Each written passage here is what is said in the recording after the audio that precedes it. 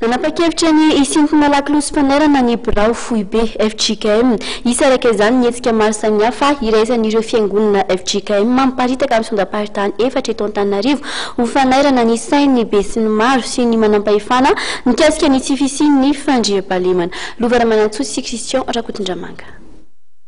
Manoloana ny trangan-javatra mampalahelo niatra tamin'ny filohan'ny FJKM dia ny mpitandrina Rasendrasina Lala dia nanapa-kevitra ny isintona ny lakolosy fanairana ny birao foibe FJKM ny sabotsy 9 Janoary ho avy zao. Ny voalohany zay ho resako zany makasika amin'ny lakolosy fanairana. Io zany tena arabaky teny mihitsy hoe tena mamelona lakolosy mihitsy ny FJKM manerana amin'ny Madagasikara. Inona moa le amelomana lakolosy? Ilay afatra ampitaina amin'io zany dia hoe tsisy fandriam-pahalemana eto Madagasikara. Raha olona ambony takan'ireny ao anivon'ny FJKM no trapotra amin'ny fanafinjolahy dia manahoana zany le kristianina eny ambanivolo eny raha fandriam-pahalemana satria ny olona heverina fa tendrenivohitra izay manana misy zavatra azo ianterana tahaka izany ary mitrapa maika fa ny any ambanivolo. Ka zay le lakolosy fanairana zany. Tena mamela lakolosy zany ny FJKM rehetra hoe tsy misy fandriam-pahalemana eto Madagasikara raha zao fisehoany tantara mahazo vona mahazo ny folany FJKM zao no mijerena tokoa.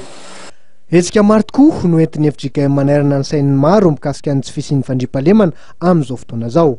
Tafiditra ao anatin'izany ny fotoam-bavaka lehibe izay kasain'izy ireo ho tanterahana ny tolakandro sabotsy ho avy zao etsy amin'ny FJKM Sotro Fitiavana. Isy fampokizana iray lehibe tokoa ho tanterahana ao amin'ny FJKM Sotro Fitiavana amin'ny asabotsy fa 9 volana Janoary ho avy zao manomboka mirora sasany. Anasarana antsika vahoaka FJKM rehetra mahatsiaro tokoa fa zanaky ny FJKM aneo fiangonantsika amin'ny filohan'ny FJKM iara-mentana ihany tokoa isika mba aneo izany hoe fanohanana azy zany sy ny fitondrana mambavaka ny fiaina sy ny hoavy rehetra ary ny fiainan'ny fiangonana. Hisy ny fiomanana ara-panahy iarahan'ireo mpitandrina FJKM adin'iray mialohan'ny izao fotoam-bavaka kasain'ny FJKM ho tanterahana amin'ny sabotsy zao.